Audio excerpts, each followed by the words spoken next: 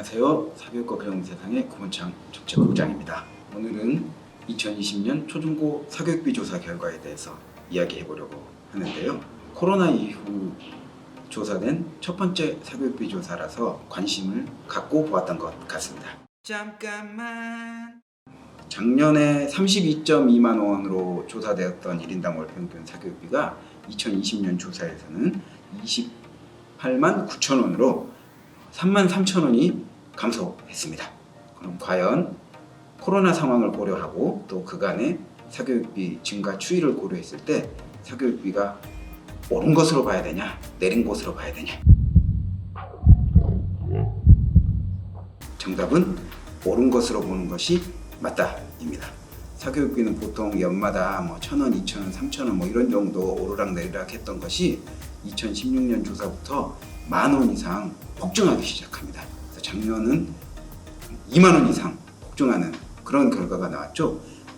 2020년 조사 결과로 나온 28만 9천 원은 2018년 수치보다 다소 높고 2019년 수치보다 다소 낮은 그런 결과값입니다. 그래서 폭증 시기를 고려했을 때 28만 원 9천 원도 결코 낮은 비용이 아니다 라고 읽는 것이 맞겠습니다.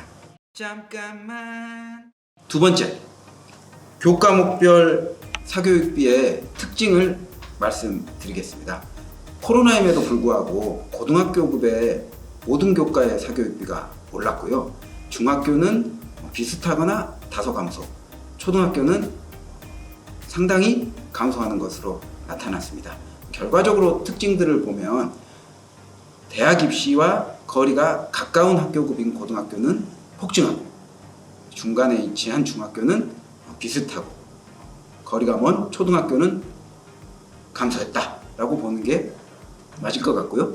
또 하나는 학업 성취도가 정확하게 나오는 또 상대평가냐 절대평가냐 여부에 따라서 학교별로 좀 다르다. 그래서 상대평가이고 또 대학 입시하고 결부되는 고등학교의 경우에는 폭증하고 또 학업 성취도가 정확하게 산출되지만 절대평가 방식으로 진행되는 중학교의 경우에는 비슷하고 초등학교는 우수보통 미흡 혹은 또 성취 기준별로 성적표가 서술되는 상황이거든요. 그래서 학업 성취가 직접적으로 노출되지 않는 학교급이어서 감소한 것 아니냐 이런 분석을 해볼 수가 있겠습니다. 또 교과 사교육과 관련해서는 초등학교도 크게 줄지 않았다. 예체능이 크게 줄었을 뿐이다. 이런 특징도 보실 수 있겠습니다. 그러면 이렇게 코로나임에도 불구하고 사교육비, 특히 대입 경쟁으로 인한 사교육비는 코로나도 막지 못했다. 이렇게 보는 것이 올해 발표된 2020년 초중고 사교육비 조사 결과를 보는 관점이 될 수 있겠습니다. 잠깐만.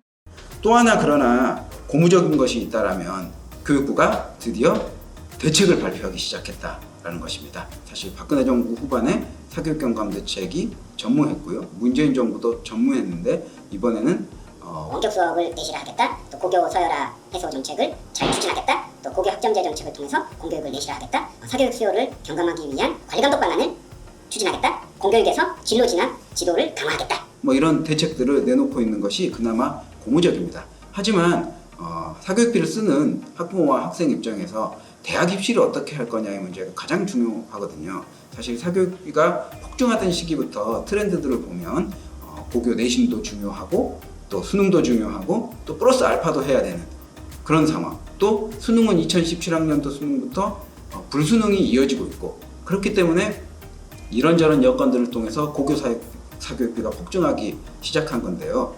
2025년부터 정부가 공교육 내실화 방안으로 하겠다라는 고교학점제. 그러면 고교학점제에 따른 대입제도가 어떻게 될 거냐.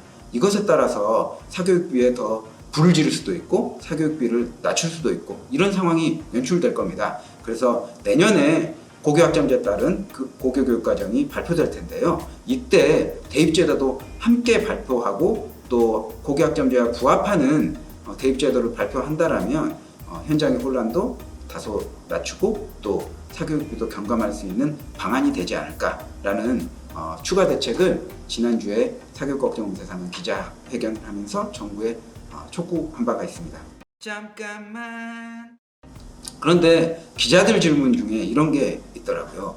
정부가 자사고 외고 국제고를 일반고로 전환한다는데 왜 자사고에 진학하는 학생들의 사교육비는 일반고에 진학하겠다는 학생보다 더 높게 나타나느냐, 이런 질문들이 있었는데, 언제 정부가 일반고 전환을 마무리 짓느냐, 이 문제를 보셔야 됩니다.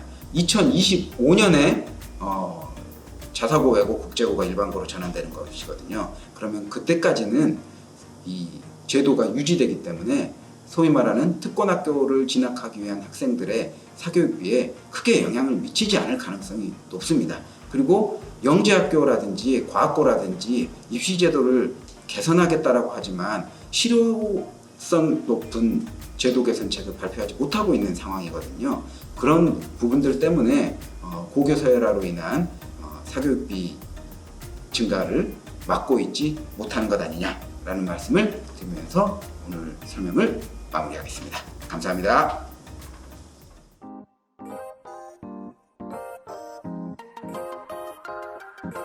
출신 대학을 차별하지만